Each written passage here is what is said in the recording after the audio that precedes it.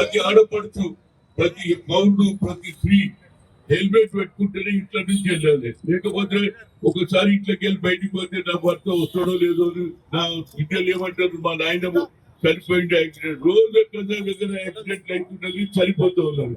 కనుక ఈ యమధర్మరాజు చూసన్నా మీరు ఆలోచన చేసి అదే తీసుకుపోతున్నారు, ఎముడు వచ్చి తీసుకుపోతాడు అనే ఆలోచన రావడానికి, అదేవిధంగా రాష్ట్ర ప్రభుత్వం చేస్తున్నటువంటి మంచి కార్యక్రమానికి ఉడతా భక్తిగా నేను కూడా ముందుకు వచ్చిన, అదేవిధంగా మిగతా కార్పొరేట్ ఏదైతే ఆఫీసర్స్ ఉన్నాయో, పెద్ద పెద్ద రియల్ ఎస్టేట్ చేసే బిజినెస్ పీపుల్ ఉన్నారు, పెద్ద పెద్ద బిల్డింగ్లు కడుతున్నారు.